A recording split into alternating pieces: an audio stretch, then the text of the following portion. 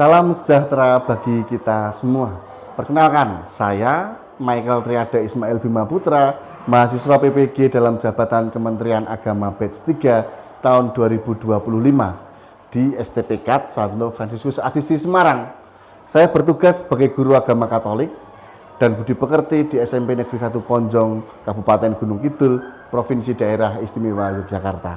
Pada hari ini, Kamis 9 Oktober 2025, saya akan melaksanakan kegiatan ujian kinerja praktik pembelajaran secara luring di SMP Negeri 1 Ponjong dengan pembelajaran berbasis problem based learning. Tema yang akan saya ambil adalah sengsara dan wafat Yesus untuk kelas 8. Atas perhatian Bapak dan Ibu para penguji, saya ucapkan terima kasih, berkah dalam. Selamat pagi. Pagi Aris. Kok kayaknya kamu sakit. Kamu masih sakit tak? Sakit apa? Batuk. Aduh, ada suaranya Aris. Serius. Enggak apa-apa ya. Tapi tetap semangat, tetap belajar ya. Ini loh. Tegangi rame-rame. Wah, ngapa tegang.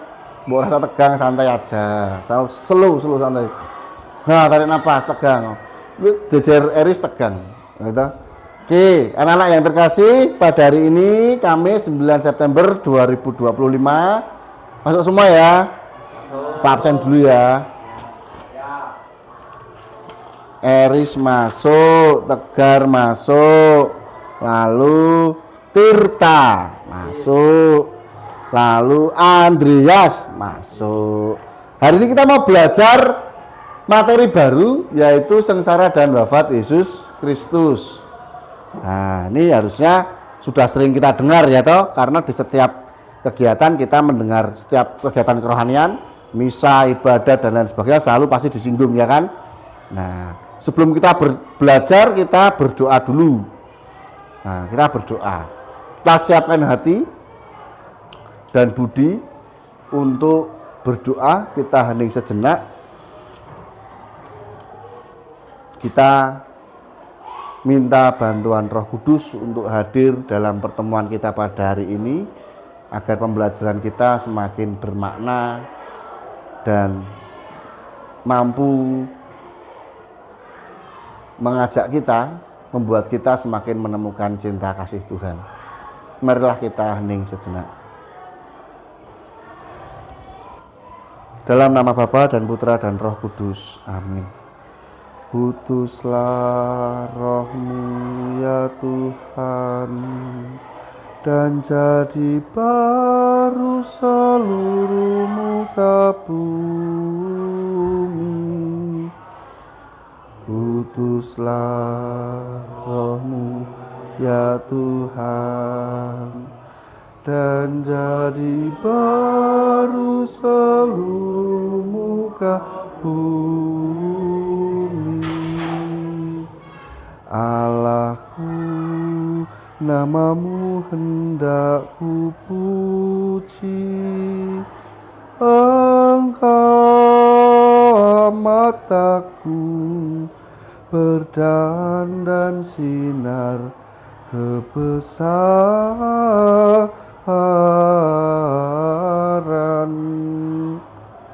Utuslah Roh-Mu ya Tuhan, dan jadi baru seluruh muka bumi.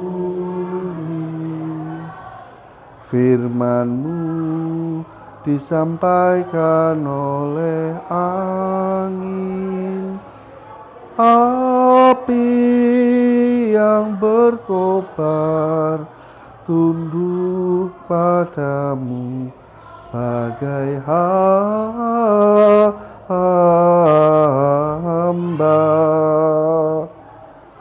Utuslah Roh-Mu ya Tuhan, dan jadi baru seluruh muka bumi.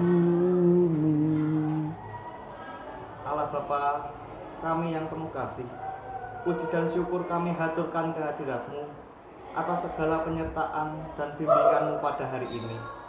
agar kami semakin mampu untuk memahami kisah sengsara dan wafat putramu. Engkau kami puji ya Bapa, kini dan sepanjang masa. Amin.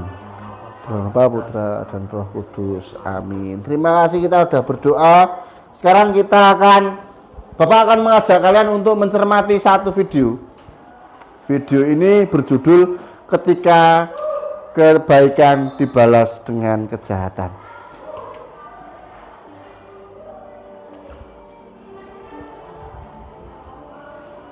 Diperhatikan ya videonya ya. Dicermati setiap kata-katanya. Memang tidak mudah untuk jadi orang baik. Tapi walaupun susah, tetaplah berbuat baik.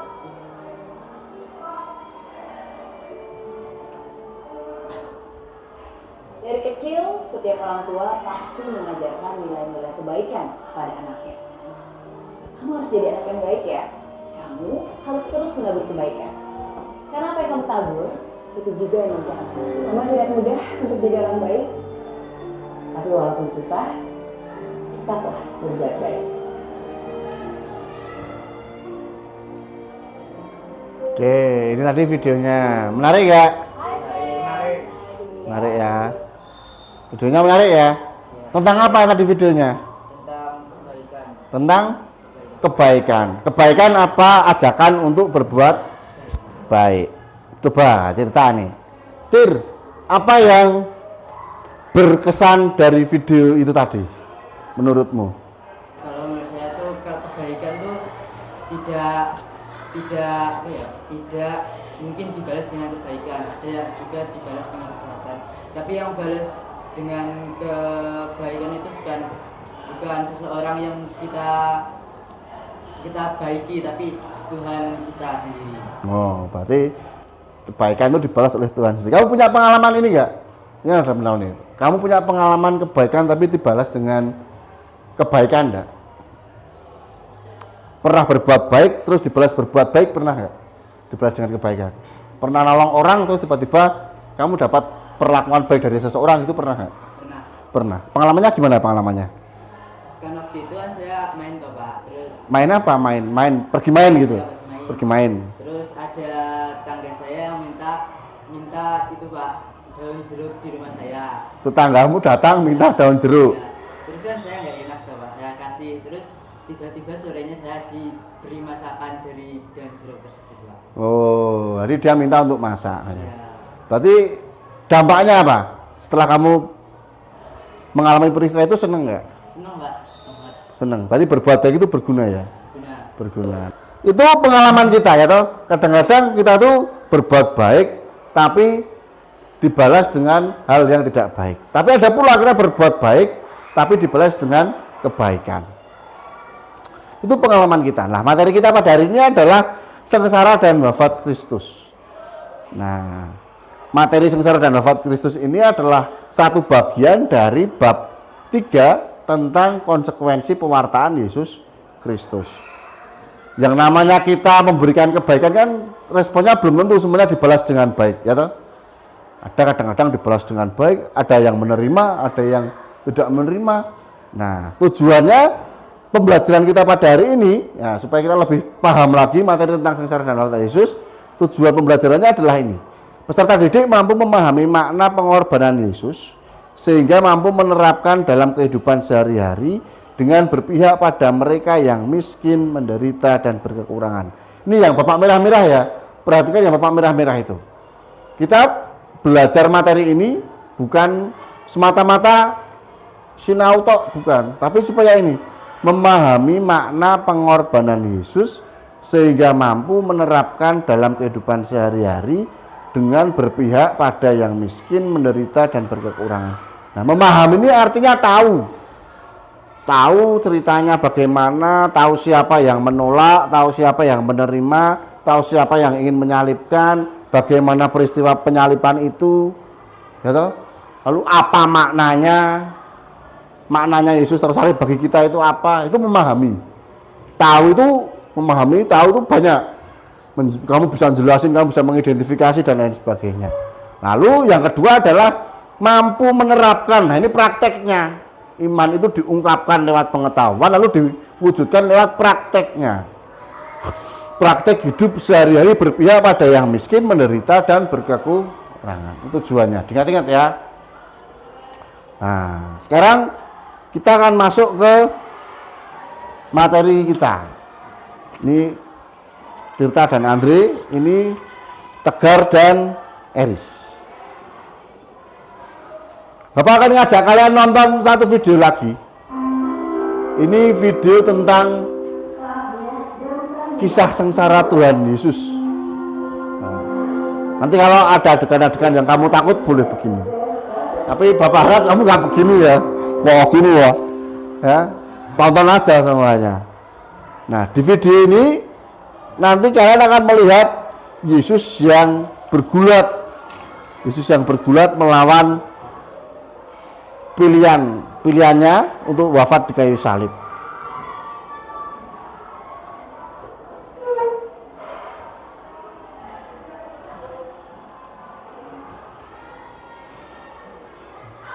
Hati-hati.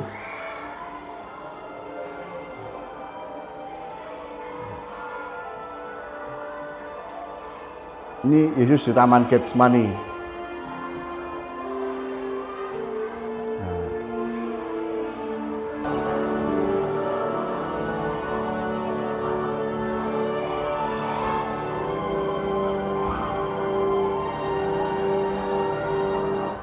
Nah, sampai sini. Gimana perasaan kalian setelah nonton video ini?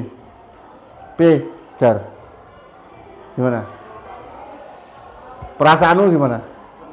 Senang apa sedih? Senang apa sedih? Sedih. Senang apa? Spontan senang itu apa? Kok senang apa sedih? Sedih. Kenapa sedih? Kamu berkaca-kaca ya? Sedih ya? Tirta apa? Sedih, Pak. Sedih? Sedih juga? Kenapa sedih? Karena Yesus itu rela mati di kayu salib menebus dosa-dosa manusia. Ya, sedih campur senang berarti ya? Ini nggak disalib kan kita nggak selamat ya toh? Toh? Senang, sedih campur senang. Terus? Takut ya? Terlalu ngeri ya? Terlalu ngeri. Eris? Sedih? Takut lalu tadi kamu kayaknya sempat begini-begini Eris. Sedih ya? Oke.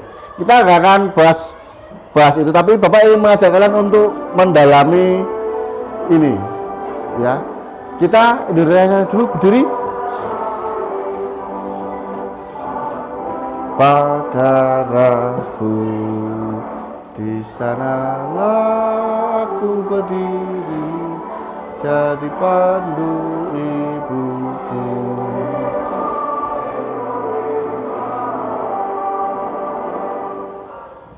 Oke, duduk lagi. Oke, kita akan ini. Bapak akan mengajak kalian untuk masuk ke dalam kelompok, lalu mendalami video yang tadi sudah kita lihat. Ya.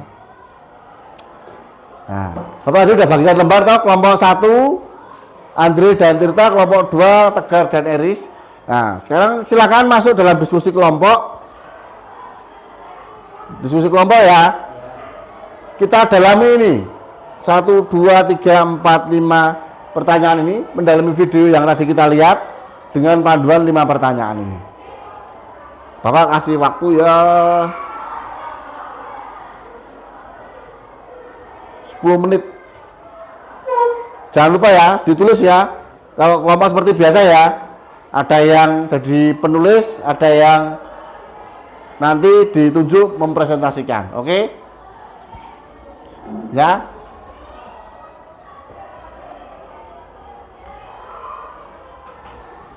Jangan lupa, ini ada ceritanya apa video tadi. Lalu ada siapakah yang menerima, siapakah yang menolak, apa konsekuensi dari pewartaan Yesus.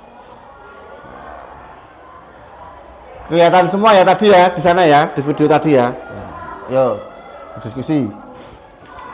Tentang apa? Tentang apa, Riz?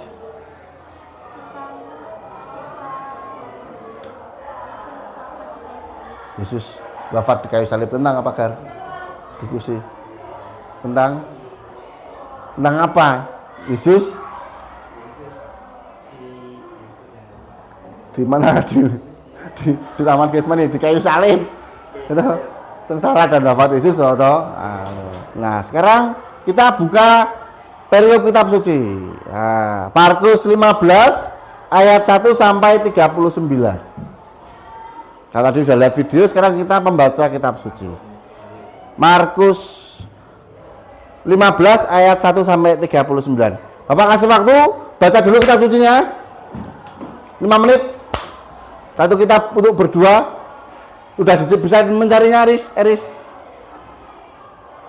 Markus itu pasti ya di depan toh sayang. Kan itu Injil. Matius, Markus, Lukas, Yohanes. Perjanjian baru. Apa nggak kelihatan sih karena kamu sakit? Nah ini MRK.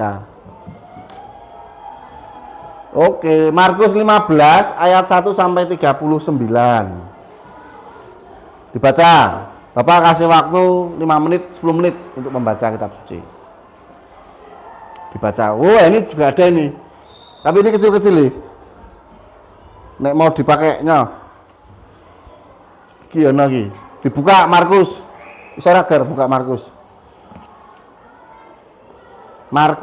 Markus Injil. Markus. Kuwi Lukas, berarti sedurunge Markus. Matius berarti sesudahnya. Markus ki 15 1 sampai 39.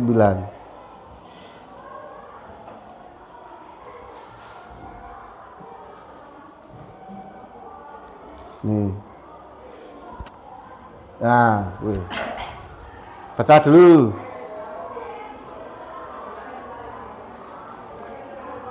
Tandai juga ya, yang sesuai dengan pertanyaan-pertanyaan ini ya, tandai.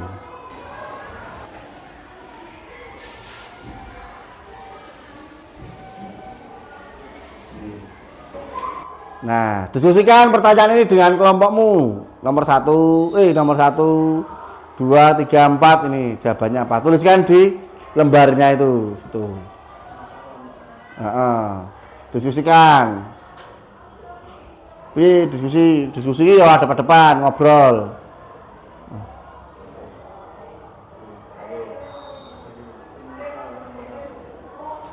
Nah, mengapa orang-orang yang melakukan itu bersikeras menyalibkan Yesus? Ngopo?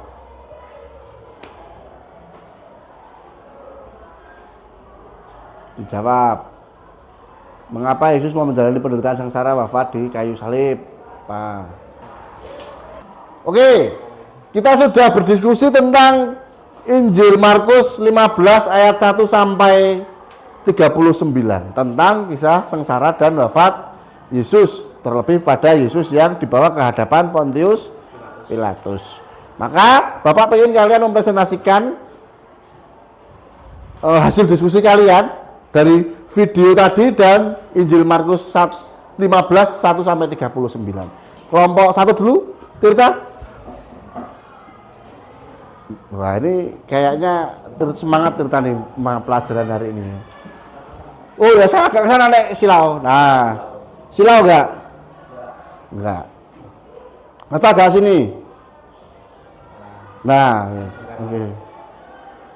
Selamat siang teman-teman. Siang. Kami Siti Hermawan akan mempresentasikan hasil kerja kelompok kami. Ya, kelompok 1. Ya, dibaca hasil presentasimu tadi dari yang video tadi, hasil diskusi.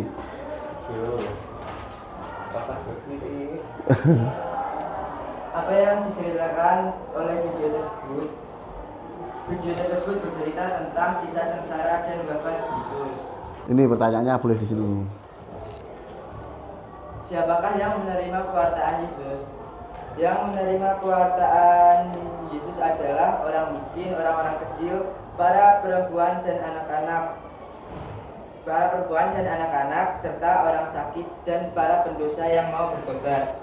Mengapa mereka bersukacita dan mau menerima pewartaan Yesus?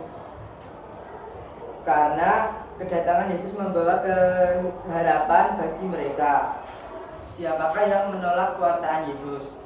Yang menolak pewartaan Yesus adalah imam agung, ahli Taurat, orang Farisi, dan orang kaya. Mengapa mereka menolak pewartaan Yesus? Karena kedatangan Yesus mengganggu mereka. Apa konsekuensi dari pewartaan Yesus yang mengalami penolakan, sengsara, dan wafat di kayu salib? Bagaimana Yesus menyikapi kelompok yang menolak pewartaannya? Yesus mengampuni dan mendoakan mereka. Oke. Lalu ini yang Markus 15 1-39. Mengapa kelompok orang-orang yang menolak pewartaan Yesus itu bersikeras menyalibkan Yesus? Karena mereka ingin menyingkirkan Yesus agar mereka bisa hidup dengan nyaman dan melanjutkan kebiasaan hidup yang lama. Mengapa Yesus mau menjalani peristiwa menderita, sengsara, dan wafat di kayu salib? Karena Yesus mencintai manusia. Bagaimanakah sikap Yesus dalam menghadapi penderitaannya? Tabah dan sabar, mengampuni mereka yang menyakiti dirinya, dan mendoakan. Sikap apa saja yang dapat kalian lakukan dalam meneladani sikap Yesus ketika menghadapi penderitaan? Sabar dan tabah, mengampuni dan mendoakan. Oke, tepuk tangan. Oke, kita boleh duduk di bangkunya. Nah, betul ya apa yang disampaikan kelompoknya Tirta ya. Nah, sekarang Bapak akan mengajak kalian untuk mencermati hal ini. Penderitaan yang dialami Yesus itu merupakan konsekuensi dari tugas perutusannya untuk melaksanakan kehendak Bapa dan mewartakan dan menegakkan kerajaan Allah. Konsekuensi itu apa? Akibat dari pewartaan Yesus akan kerajaan Allah.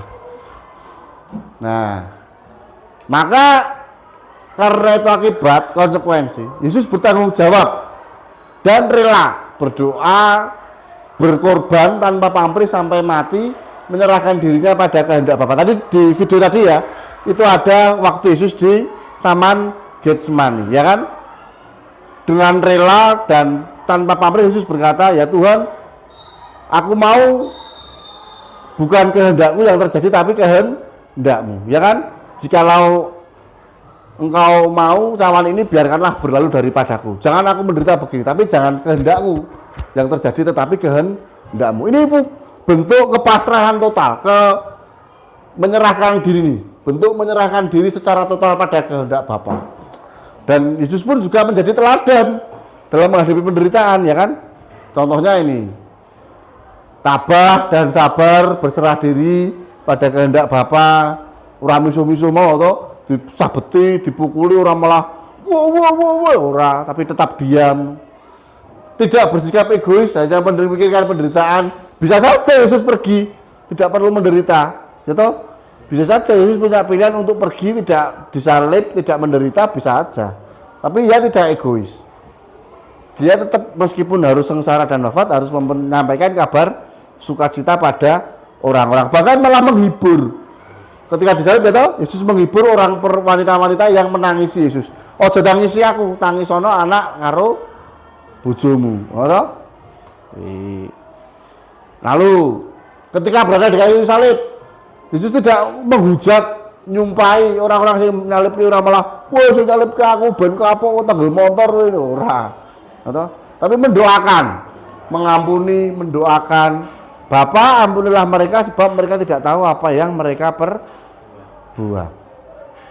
Ini teladan-teladan yang disampaikan oleh Yesus. Nah, kita sebagai pelajar Katolik, sebagai remaja beriman Katolik, sebagai muridnya, sebagai saudaranya yang dipersatukan karena sakramen baptis, nah harus belajar dari sikap Yesus dalam menghadapi penderitaan. Nah, apa yang bisa kita pelajari? Tetap tabah, berserah diri, menghadapi resiko demi menegakkan kebenaran dan keadilan. Ono kancamu dibully ning kowe malah meneng wae. Mergo wedi melu dibully. Tidak berani membela temanmu yang dibully. Ya, tetap solider terhadap mereka yang miskin, menderita, tertindas, membutuhkan pembebasan, ana kancamu sing ora iso tuku bolpen mergo ora duwe apa-apa, kowe meneng wae. Itu berarti bukan meneladani Kristus. Ana kancamu kayak yang baru-baru viral itu ya, yang anak SD bekalnya ubi kering itu ya, telo garing. Kamu di kelas punya teman satu kelas yang berasal dari keluarga kurang mampu, nggak punya apa-apa, kowe nek sangu 20.000, wah berkimplah-kimplah, mangan jajan mah ning sampinge, wah enak. Ya itu ora meneladani Yesus atau tapi malah merusak atau diajak untuk itu. Sampai sini ada pertanyaan? Paham? Yakin? Nah, kalau paham, Bapak akan bagikan soal supaya kamu lebih paham. Nah, tolong diberi nama kelas ya. Ojo lali namanya, nama lengkap kelas. Jangan lupa. Kalau lupa nanti ndak bikin bingung. Nama kelas, terus di sampingnya ada nomor absen. Tolong kasihkan nomor absen ya, tuliskan nomor absen.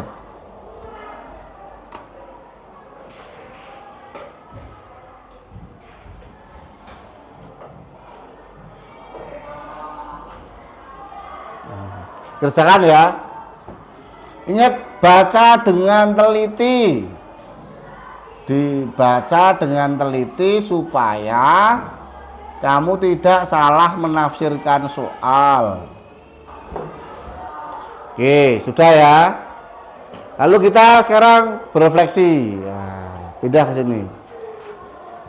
Tadi kita sudah belajar tentang banyak hal, tentang sengsara dan wafat Yesus, tentang siapa yang menolak, siapa yang menerima. Telah berdoa tentang belajar tentang ya toh, bagaimana Yesus menghadapi sengsaranya dan wafat di kayu salib. Nah, sekarang Bapak mau mengajak kalian untuk berefleksi. Bapak ingin kalian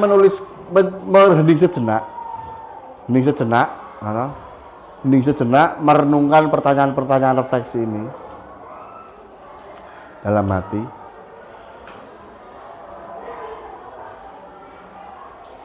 Silahkan berefleksi, lalu tuliskan jawaban-jawaban singkat dari pertanyaan-pertanyaan itu.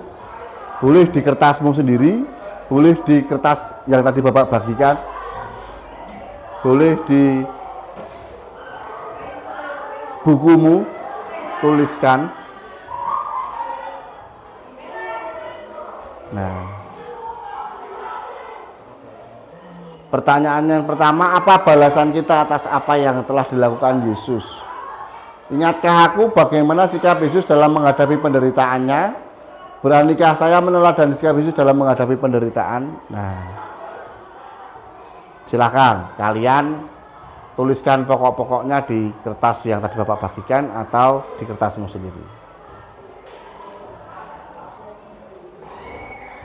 Lalu nanti kalau sudah selesai berefleksi, Bapak minta kalian untuk membuat doa syukur ya. Sebuah doa syukur yang isinya adalah syukur atas karya penebusan Kristus dalam hidupku. Oke, kita tutup dengan doa. Kita tutup pertemuan kita pada hari ini dengan berdoa. Semoga apa yang kita pelajari hari ini menguatkan kita dan memampukan kita serta meneguhkan kita untuk semakin mampu mencari cinta Allah dalam kehidupan kita. Kita pindah ya. Kita ambil sikap sempurna.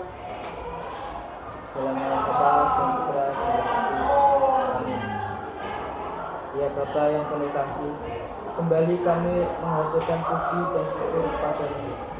Hari ini Engkau memberi kesempatan kepada kami untuk belajar memahami dan konsekuensi karya perbuatan Yesus. Bantulah kami ya Bapa, agar mampu meneladani Yesus dalam menghadapi setiap penderitaan dalam hidup ini. Amin. Bapa, Putra dan Roh Kudus. Amin. Terima kasih, kita jumpa lagi minggu depan. Tuhan memberkati, berkah dalam.